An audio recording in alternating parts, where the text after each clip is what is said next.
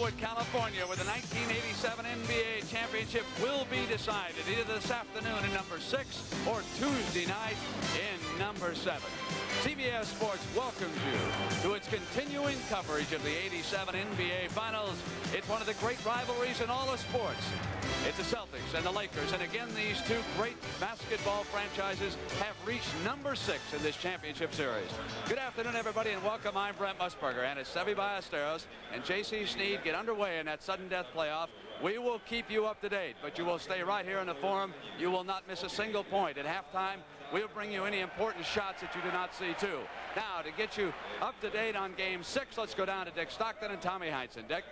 All right, Brent, there are two key players on each club who've been fighting injuries. Michael Cooper, you know, suffered that strained knee in a collision with Dennis Johnson. He worked out, not 100%, but he'll give it a go. Danny Ainge yesterday sprained an ankle landing on Robert Parrish in practice, and that's hurting him to a great degree, but he too is starting and will try and give it the full go. I hear from Dr. Tom Silver of the Celtics that Bill Walton is the healthiest he has been all season long. Tommy Heinsohn, let's talk about the tempo which the Celtics had controlled in the 3 games in Boston. The Lakers really started this series running real hard. The Celtics stopped them up in Boston, took that run game away from them. The half-court game became more prevalent. The matchups, I think, they now know who they can beat up on. I think Magic Johnson can do a tune on any of the Celtic guards, and the Celtics have been going at AC Green. What about the timing of the substitutions off the bench by these coaches? The first substitution for each coach, very important. When Michael Thompson comes in, that slows the Lakers down. They don't have as potent a fast break, and Kite, very important to stop the fast break of the Lakers. All right, Tommy and Brent, the Lakers are so glad they're back home in the friendly confines of the Forum. No, exactly right, Dick. The Lakers unbeaten at home here in the Forum. And you know, the Celtics have really not played that well on the road in the playoffs. Now, Las Vegas has listed the Lakers as a 10-point favorite in this game. And the Celtics are determined to prove that they are wrong and push this into a 7th game, which will be played on a Tuesday night. So coming up, it's Game 6. The crowd here at the Forum awaits the introduction of the starting lineups. Let's go to our public address announcer, Lawrence Tanner. Good afternoon, ladies and gentlemen, and welcome to the Forum for Game 6 of the 1987 NBA Finals. Now let's meet the starting lineups. First, for the Eastern Conference champions, the Boston Celtics. At guard, in his 11th season from Pepperdine, number 3, Dennis Johnson. At guard, in his 6th season from BYU, number 44, Danny Ainge. At center, in his 11th season from Centenary, 00, Robert Parrish.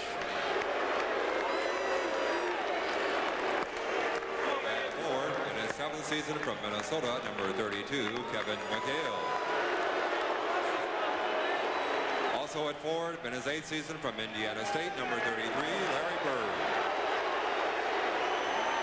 And the head coach for the Celtics in his 4th season, K.C. Jones. Now for the Western Conference champions, the Los Angeles Lakers. Forward in his 5th season from North Carolina, number 42, James Worthy. At forward in his 2nd season from Oregon State, number 45, AC Green.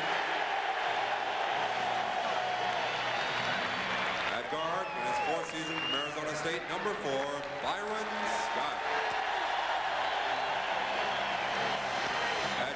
In his 8th season from Michigan State, number 32, Irvin Magic Johnson.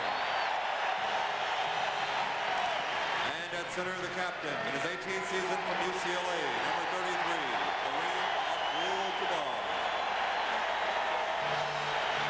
And the head coach for the Los Angeles Lakers in his 6th season, Pat Riley.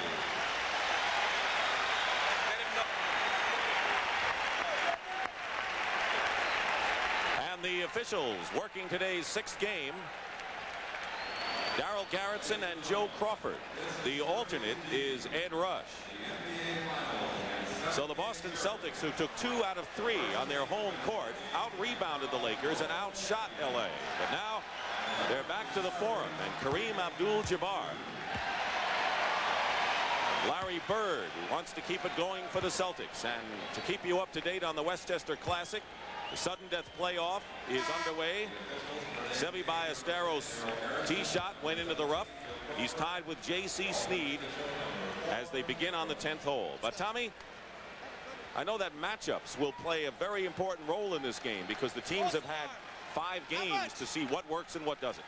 It's been a dance stick. Whichever team has controlled the tempo has really won the game, with the exception perhaps of the one game the Lakers took in Boston.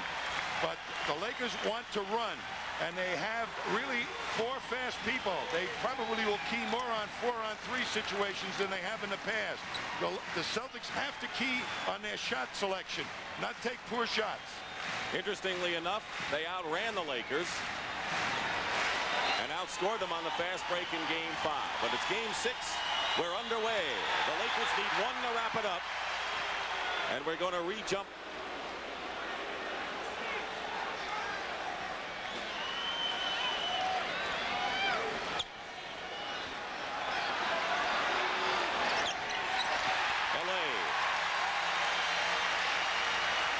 Danny Ainge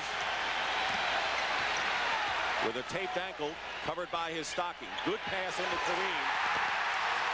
And a quick 2-0 lead for LA.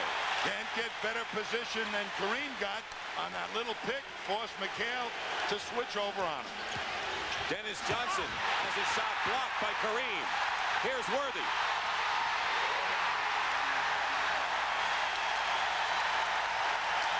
The block shot by Kareem, and he leads everybody in that department, and James Worthy hasn't done that since Game 2 here in LA. He's back airborne again, James Worthy. Parrish the offensive rebound with a high arcing shot off of Kareem, and the 40-year-old Abdul-Jabbar hustles for it. It'll be Boston ball. Dennis Johnson makes a good drive along the baseline, but the real hustle of Kareem knocks it away and saves 2 and started a very important fast break. Double team on McHale. Larry Bird misses his first shot. Here's Scott. Dennis Johnson gets back and plays Scott well. Magic goes flying. Magic posting up inside. AC Green comes in. The ball batted away. It might have been McHale who got a hand on it. Meanwhile, it's 3-on-3 for Boston, and Dennis Johnson is fouled going in. Ballesteros' second shot hit a tree, and he is in immediate trouble on the first hole of sudden death at the Westchester. Meanwhile, Dennis Johnson is on the line, and the personal foul is on Worthy. And Tommy, Worthy missed his first 5 shots in each of the last 2 games before opening up the scoring. Fast break points are very important for James Worthy's psyche, I think. And he got often flying a jam on the front end of a fast break. But Boston, importantly, came back on a fast break themselves and took it right at Magic Johnson. So they are certainly willing to run. And despite Ainge's problems, this may be the healthiest the Celtics have been all playoffs. Magic's pass to Worthy finally got through. Minute and a half gone by, first period. Worthy, so far, looks like a different player at home. Pat Riley certainly wanted to get James Worthy off early and get his game incorporated into a winning effort. Top scorer in the playoffs for the Lakers, but not against the Celtics. Bird is 0 for 2 now. AC Green the rebound.